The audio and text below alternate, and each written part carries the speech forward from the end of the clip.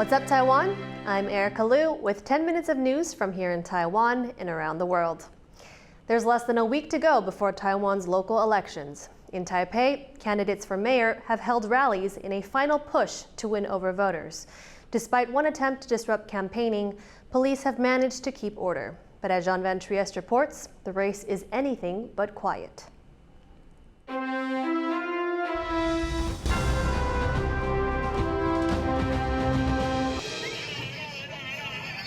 Tackled by police before a political campaign event. The man in this video was arrested after brandishing a knife and threatening to harm himself. The incident took place just before a rally for Chen Shizhong, the Democratic Progressive Party's candidate for Taipei mayor. Police have described the man who was arrested as mentally unstable. He now faces charges for violating the Social Order Maintenance Act. Later in the rally, Chen spoke out against the threat of political violence. 台湾经不起撕裂，台湾经不起对立。我们要把这个风气把它转变过来。我们坚定投我们支持的人，但不要仇恨对方。 Chen's rally went ahead without further incident, but the mayoral election is fast approaching, and the political sparring between the candidates has been ramping up. Chen was the ruling DPP health minister during the COVID-19 pandemic. His opponents are now focusing in on his handling of the COVID vaccine rollout. They say he blocked the purchase of imported doses to boost Taiwan's homegrown Medigen vaccine. Jiang Wan'an, Chen's Kuomintang rival, went so far as to claim the ruling DPP is covering up Chen's alleged past missteps.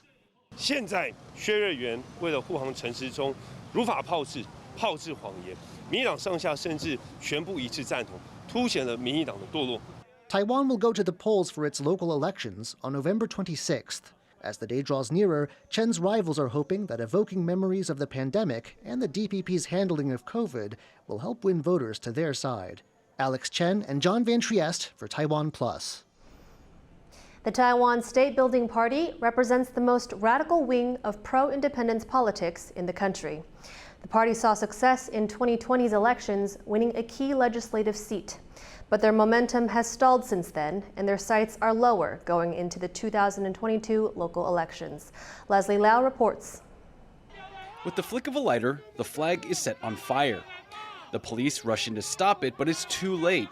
The Taiwan Statebuilding Party has destroyed the emblem of their rivals, the opposition Kuomintang.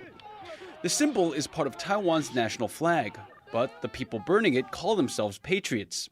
They say the Kuomintang is colluding with China. 当中国的专制入侵台湾的时候，台湾将不保，而中国国民党将是跟中国里应外合最大的这个投降派。 The Taiwan Statebuilding Party is one of the most radical groups in Taiwan's pro-independence movement. But they share common ground with Taiwan's ruling party, which has more moderate views. The Taiwan Statebuilding Party has a very good relationship sometimes with the DPP, and that you can kind of see these endorsements at least. The Statebuilding Party started out as a blog in 2008. Party chair Chen Yiqi began writing about Taiwan's sovereignty while he was studying in the Netherlands.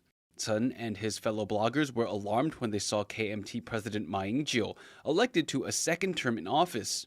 They saw him as a threat to Taiwan's sovereignty, so they formed a group called the Radical Wings to fight back, and they registered it as a political party in 2016.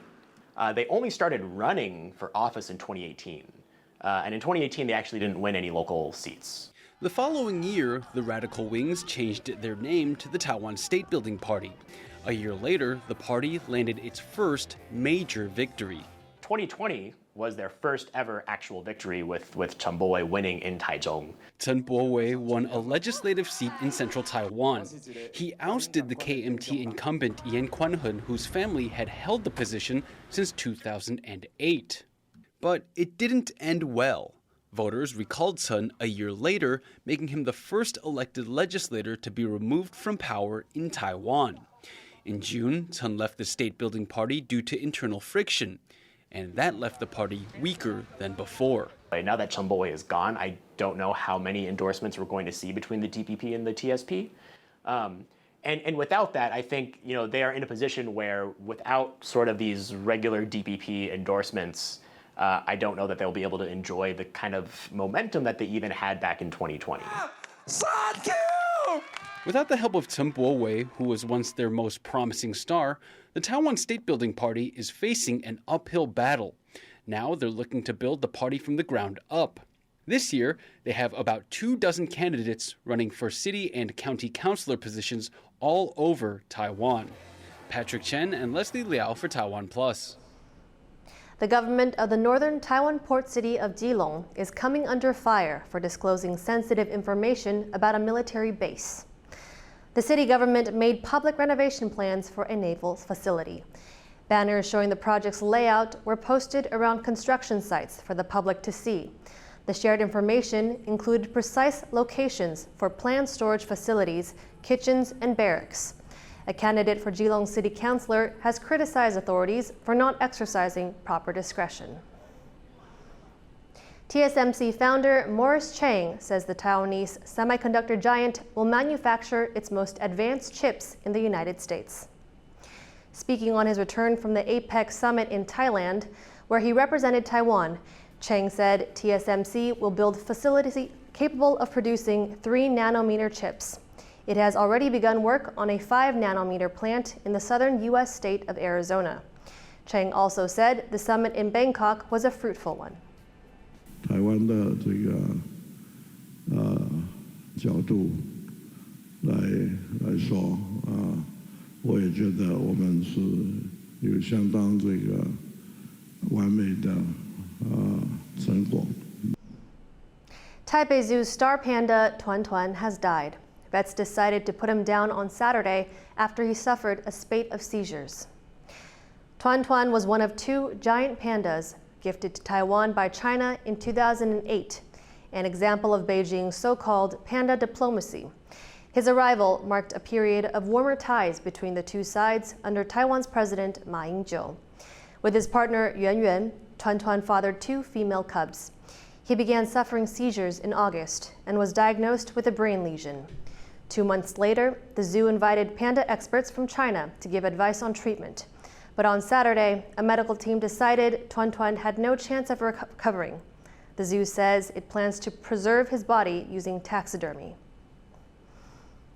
A village in central Taiwan's Yunlin County is using AR to breathe new life into the site of an old factory. Jeremy Olivier was there. Eye-catching decorations, just one part of a project by the Yunlin County government to boost local tourism. This nature park is built on the site of an old paper mill. Visitors to the ruins can now experience the local ecology with the help of augmented reality. All they need is a smartphone. 我们是透过 AR 或者虚拟的方式，用手机去扫描，就可以看到我们蝴蝶在纸浆巢外面，还有里面翩翩挥舞的样子。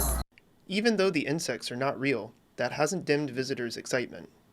感觉很神奇呀，就好像真的有蝴蝶在那边飞舞。 This mill was once a major paper producer in Taiwan, but after closing over 20 years ago, it became increasingly run down. The local government decided it was time for a change.